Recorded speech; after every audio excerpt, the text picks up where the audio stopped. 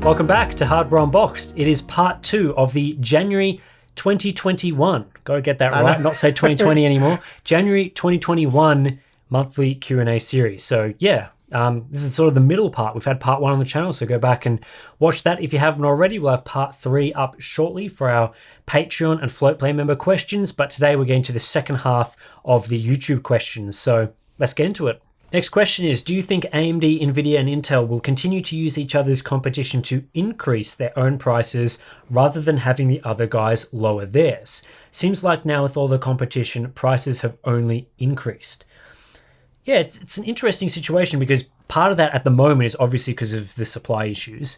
But even previous to that, it's kind of, let's take GPUs for example. AMD basically let Nvidia raise their prices across the entire line, and then they came in with slightly lower prices. So they let a product like, a 2080 Ti exist at $1,200.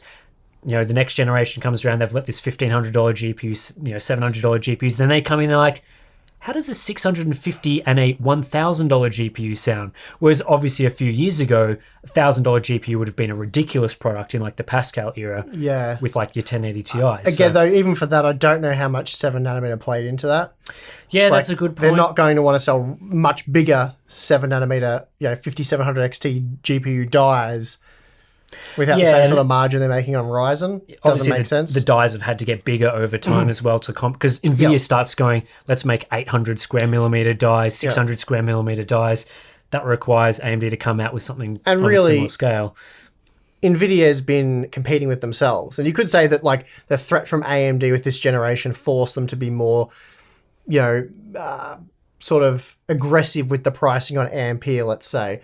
I've seen people make that argument. It's like, yeah, maybe. Or maybe they just wanted to sell some GPUs because like Turing wasn't a raving success. And they set themselves up that they could actually still make really strong margins on Ampere while looking like the heroes. And as far as I'm concerned, Nvidia have been competing with themselves. So AMD's still yet to really make any inroads there. They should have with this generation, but again, they're supply constrained on 7nm, so they haven't been able to make the dent they should have. And then I think on the CPU side, I don't really think this comment applies too much. I don't think we've seen CPU prices trend up. It's been throughout the Ryzen era, AMD definitely undercutting Intel. Yeah. And now it's almost flipped the other way where Intel is starting to undercut AMD. Mm-hmm. And that really relies on the competition of the products. Mm-hmm. AMD, as they get more and more competitive with Intel, have been pricing their products more and more appropriately. And as Intel's sort of fallen away, they've done the reverse, going from the premium product to the more budget-friendly and stuff options. Like, they've opened up memory overclocking on their B-series motherboards for the first time. So that hints that they're feeling the pressure from the competition. They're starting to try and make their platform more, appeal more to consumers. So, I think as you say, on the CPU side, we're certainly seeing some pretty healthy competition. Probably would have been a little bit better if, again, 7nm, if they could have done some non-X Zen 3 parts by this point, had like a $200-ish Ryzen 5 part, that would be pretty amazing, and that would really put Intel's feet to the fire. But anyway, we'll see what happens later in the year. All right, next one here. Is there one company which generally makes the best NVIDIA custom designs? I think most sort of people that generally buy NVIDIA graphics cards would probably argue a company like EVGA. Typically, the exclusive partners tend to do a better job. It's kind of their thing. So again, on like the AMD side, people argue Sapphire or Power Color do a really good job, which they do at least as long as we've been watching. But I don't think there's no really one company that you can guarantee will always do a perfect job, because EVGA have had a rough past where they've made mistakes and messed up certain product lines. They all do it from time to time. But I think as far as track records go, I think EVGA's is one of the best on the NVIDIA side. Nothing else really comes to mind for me. I know Gigabyte have made good cards, they've made bad ones. The same goes for ASUS, MSI, and so on and so forth. So. All right, next question. Is there a point that RAM speed is going to be too fast and you can't see any difference in fast or slow RAM? What do you think? Okay, well, we've sort of done videos covering this. I'll try and get to it as quick as possible.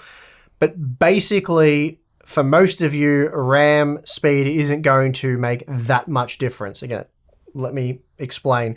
So if you're a gamer like Tim, who plays Shadow of the Tomb Raider, Assassin's Creed type games at 4K or 1440p ultra wide or whatever, like high resolutions with the highest quality settings your graphics card can offer playable frame rates.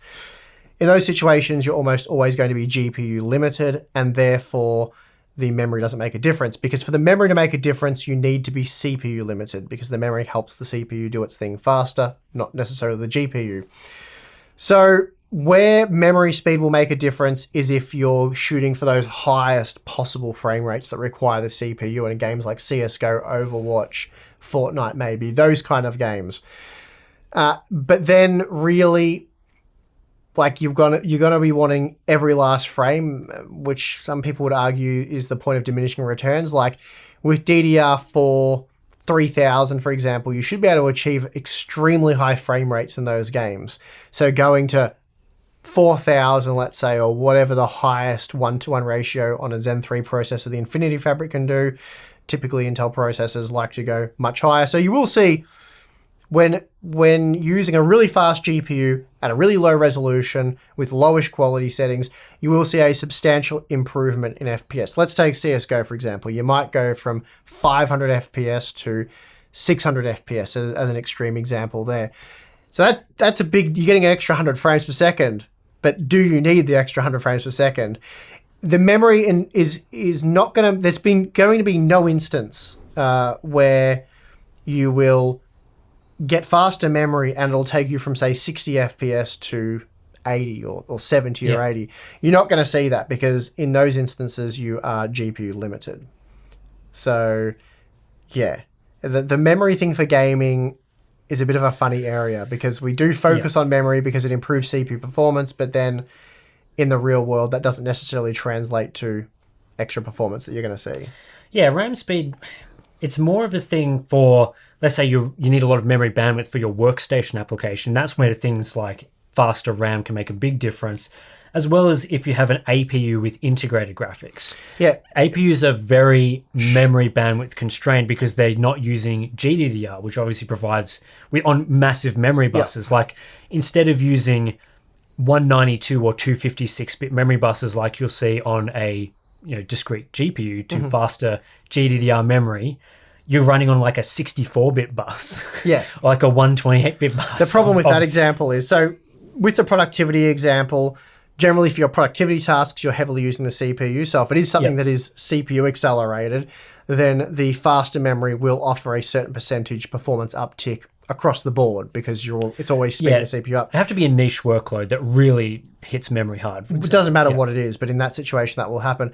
The APU example is a bad example because while 100% true, no one is buying a really cheap APU to then buy really expensive, high-frequency, low-latency memory. It's where you need, like, not faster memory from that generation. You just need another memory generation. Like DDR5, for example, is going to be big for APU gaming, not because it can do, like, the same speeds as high-performance memory. It'll, over time, get cheaper to the point where you can slot in high-performance DDR5, get the extra bandwidth that'll help out the APU.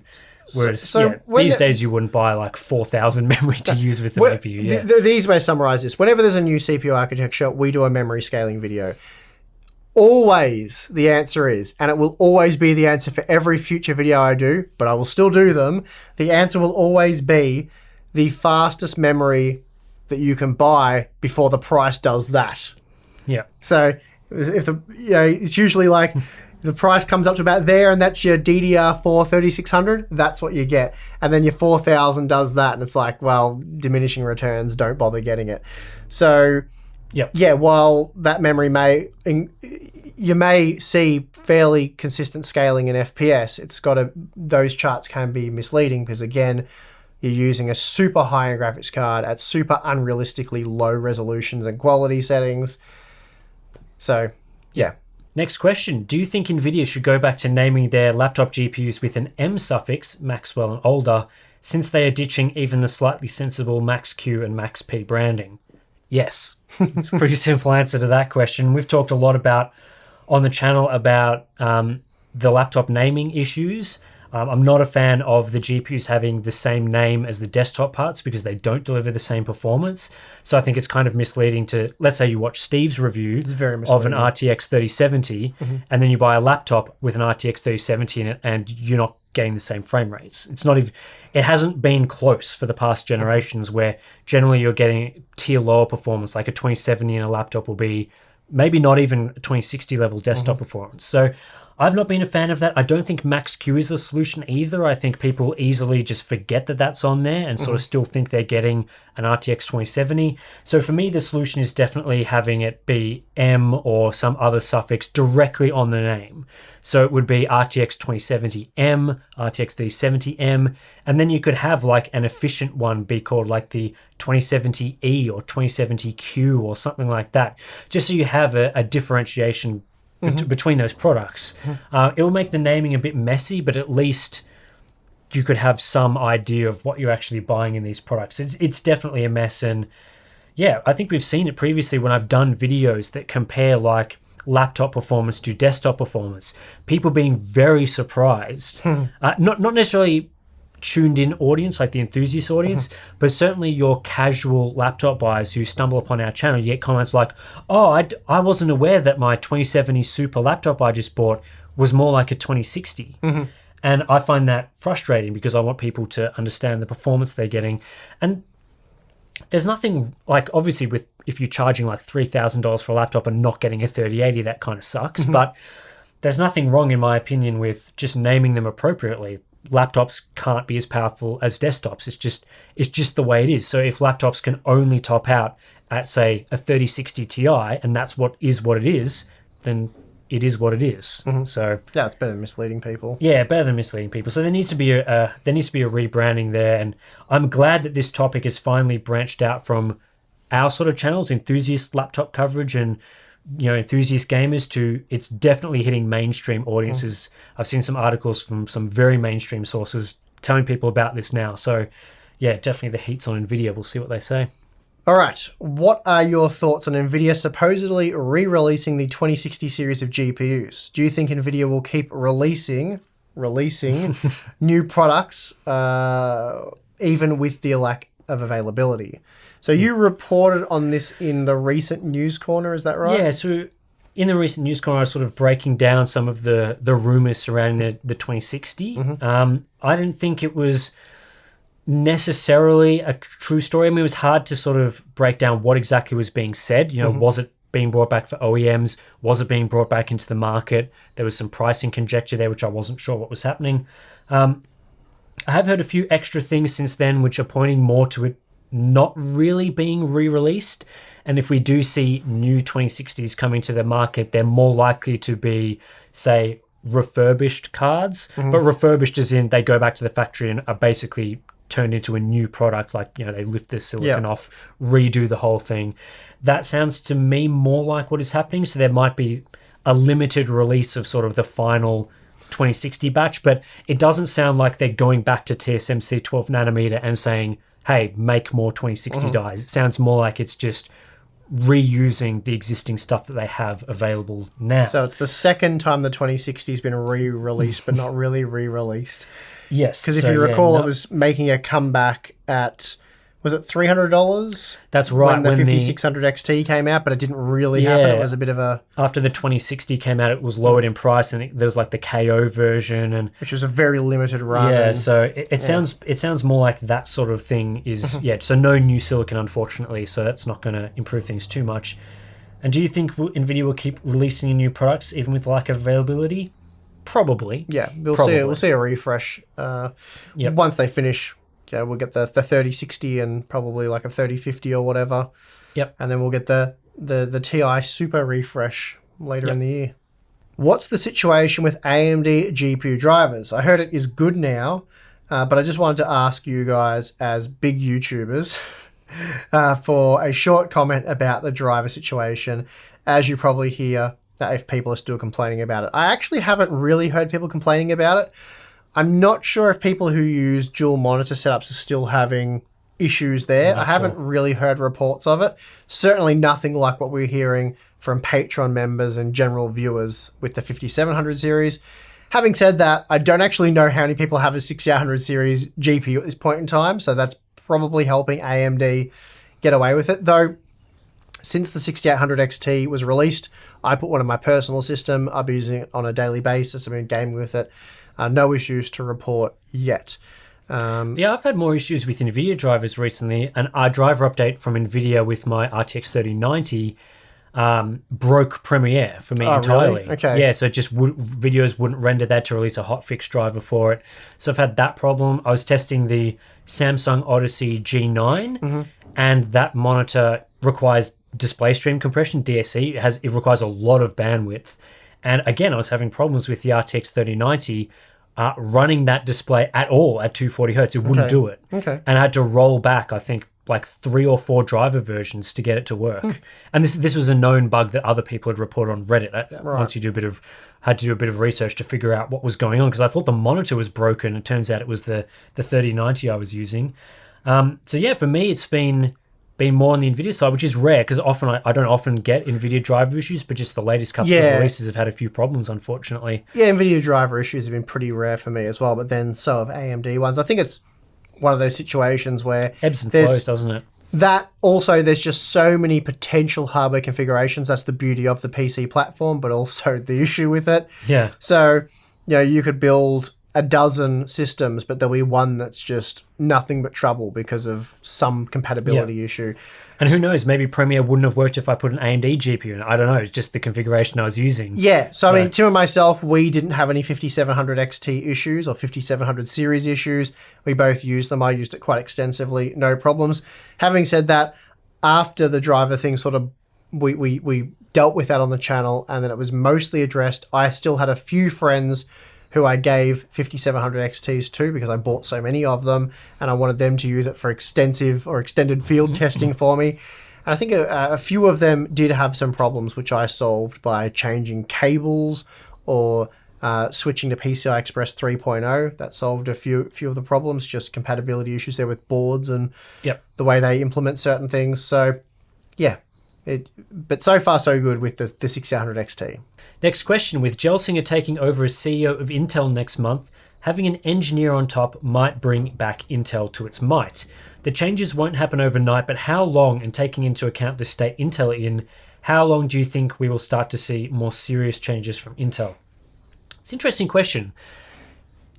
If they decided to come in and say redo like their CPU line, for example, generally the lead on that would be 3 years to go from creating the architecture all the way through to manufacturing and retailing it. So yeah, if what they're working on now requires that significant level of a change, so they need to throw out basically what they've been doing up until this point, then yeah, it could be that long. But again, it's not just the architecture that is at play at Intel, it's also the fab side of things. The fab side is the primary problem. Yeah, so it seems like Intel actually do have good architectures. Like when reviewing Tiger Lake on mobile, for example, that is a very competitive architecture. And while they've only got a quad-core design right now, if they had made an 8-core version of that chip, which is coming soon, I would expect that to be very competitive with Zen 3 on mobile. But the problem is obviously they can't do that on desktop just yet with the current issues that they've got. So yeah, I think an engineer will help. Seems like Gelsinger has quite a good track record and has got good history working there and has worked on successful products, which is going to help. But yeah, it's kind of a dual situation. Get the architecture team working nicely, which seems to be sort of what's happening, and really fix the fabs, and that could take quite a while. So who knows? When's 7 nanometer supposed to come now? Is it 2022 or 2023? It keeps lose track. Keeps moving back. I haven't really kept up with it. If that keeps happening, then they're still going to have issues. So. Interesting that this next question has come up because we've just been talking about a situation similar to this in our live stream. The question is, do you think budget GPUs like the GTX 1050 Ti or RX 570 are still relevant in 2020? What would you say is the bare minimum for modern games? And yeah, we were just talking about this. Is basically the answer is you can game on an RX 570 today. If you're happy with not running at ultra settings. And yeah, it also very much depends on the type of games you're playing as well. So I was on the live stream with the Patreon members, we were sort of spitballing a bit, talking back and forth about this. And I said, honestly, if this was me in this situation, because, I certainly sympathize with a lot of you guys who have saved up money, saw the exciting reviews of how amazing the RTX 3080 was at $700. You had that money, you wanted to buy one, you couldn't. Month after month after month of trying, you still haven't got one, and you don't want to pay absurd prices for one, and what do you do? And I said, as ridiculous as it might sound, I think I personally, say I didn't have a computer and I was waiting to build one or upgrade or whatever, or maybe I was using my integrated graphics on my Intel CPU till I could put my 3080 in there. That would be a horrible situation to be in, but I'm just making up some kind of situation. I think, honestly, I'd be looking at trying to get a second-hand sort of GTX 1050 Ti type product, an RX 570. Undercutting the market issues, going as low as you can. Low as you can. Yep. And even if you're paying like a little bit more for that than you want to, it's nothing like what you'd be paying for a 3080. And yeah, it's nothing like the same experience.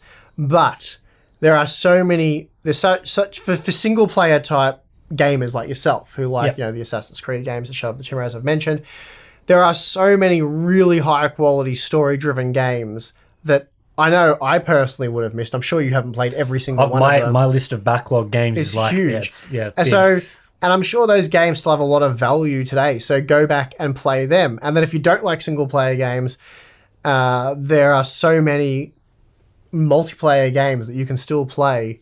Like GTA Online, surely the requirements for that at sort of medium level aren't extreme. I'd say that you only really need a modern GPU to play your single player titles, because generally speaking, a multiplayer game targets a wider audience and has lower hardware requirements so that they can get as many people as possible. And the reason I bring this up is because I'm different from Tim in the sense that I only play multiplayer games, and I typically play competitive games, and I do so at competitive quality settings.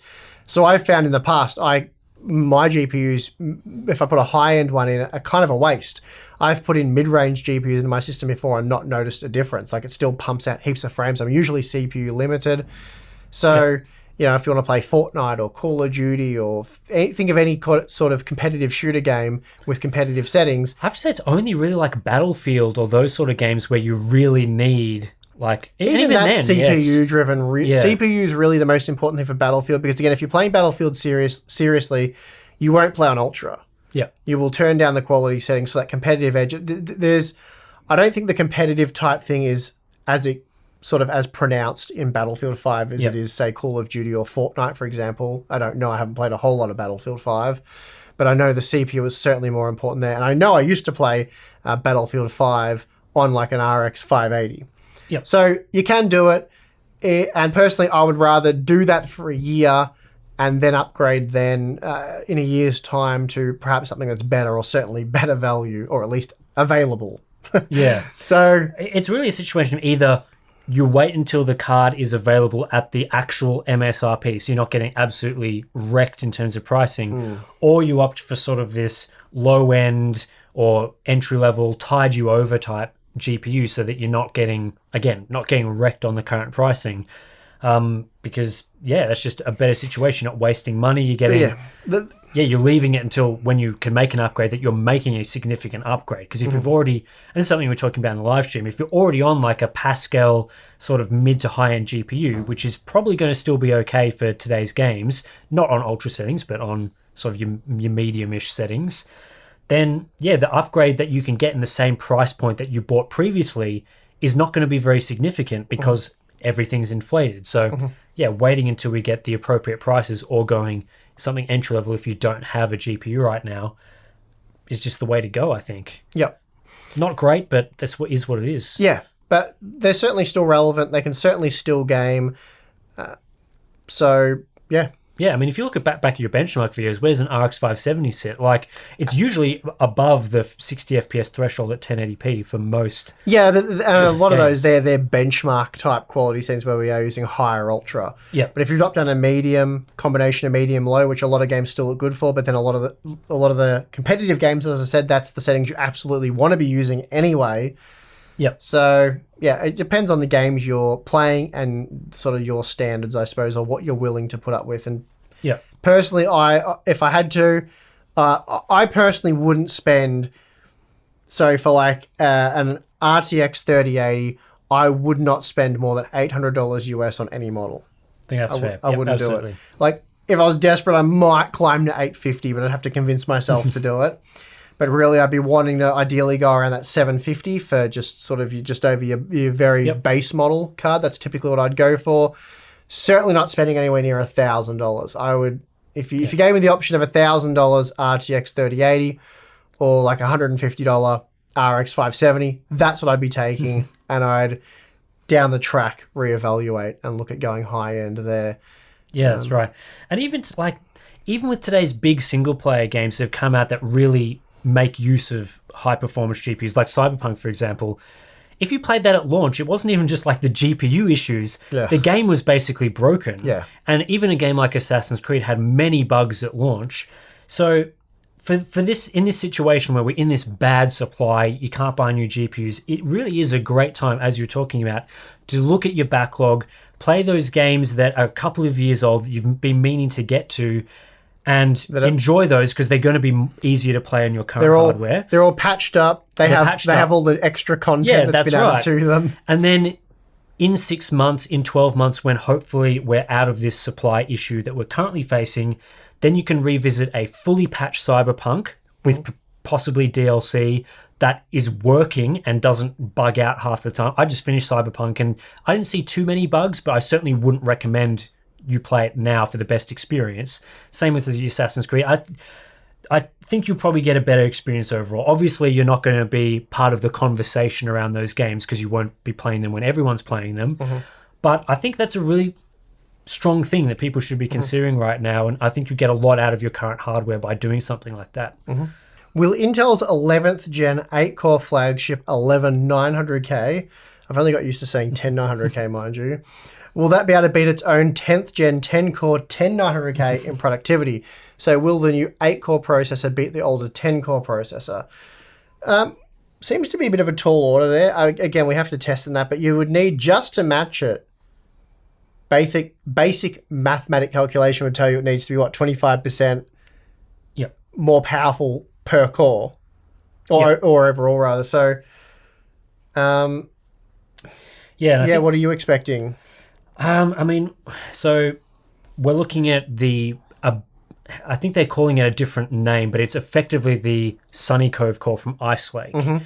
I'm not sure it's quite the same as Willow Cove, which is their newer Tiger Lake design. I believe it's more close to Sunny Cove, which means that relative to Skylake, I believe Intel's claims for IPC are around the 19% mark, sort of between 15 and 20%, I believe. I think they've maybe even said that for this generation in some of their sort of teasers and leaks recently.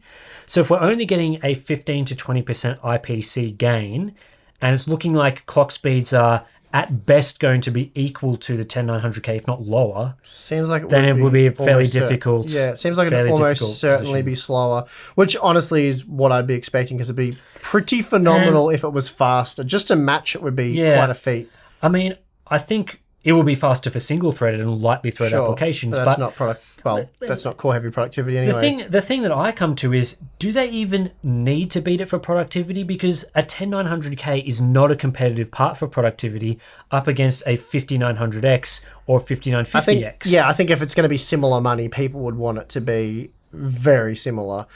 I think that, though, that Intel just needs to forget about the productivity market and just go all out on gaming. And just they have been for a while now. They have been, but it doesn't even make sense to have like the 10900K for gaming. Does it make sense over a 10700K or 10600K? Not really. Well, it does, because there's people with $500 that are only going to buy Intel. Well, only from that perspective, not really from a performance perspective. Sure. It's not that much faster than those other two processors. So, to me, I don't really see that much of an issue of Intel releasing a lower core count part. I mean, if they're going for the gaming market, they don't need 10 cores. They might not even need 8 cores. They just need to have the fastest chip to get that fastest gaming market sort of CPU again. So, well, time will tell, Tim. Yeah, we'll see. Okay, last question here. Do you think we will ever get a third big player in desktop CPU market? I'm going with a no on that one. It's unlikely.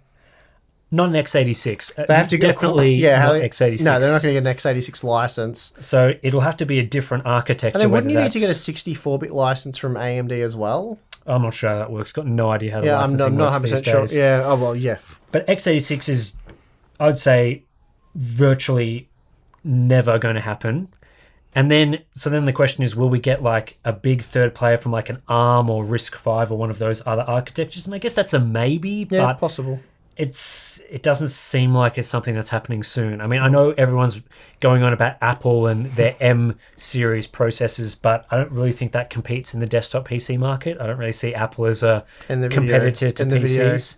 Cut. So we'll get some fanboy hate there, but I genuinely don't see Macs as a competitor because they're just completely different. Yep. So if we're talking the desktop PC market, it'll take a while for like a Qualcomm or one of those to come in and do something. But it's possible, but unlikely for now. And that brings to an end our Q&A questions from YouTube for this month. We will still have some supporter questions from Patreon and Floatplane in part 3, which will be on the channel shortly. But for now, thanks for all the YouTube questions, and we've answered, I think, a pretty good selection of them. Lots of questions about availability, so we didn't get to all of those because there's probably a few too many there. But yeah, hopefully you guys enjoyed this. Absolutely. Seems to go down well each month, so hopefully we've kicked off 2021 with a good one. Yeah, but fingers crossed. More to come anyway. So yeah, thanks for that. Of course, what have we got? We've got Floatplane, Patreon. So if you want to YouTube become subscriptions, just subscribe. Normal subscriptions. Yeah, if you want to become a Hardware Unboxed community member, there's the Floatplane, Patreon things, Q&A stuff, live stream, Discord chat, behind the scenes videos. Very cool. So if you're interested, links for that will be in the video description. Yep. Tim will probably put them there. Yep. So cool. Alrighty, well, thanks for watching. I'm your host, Steve. I'm your host, Tim. See you next time.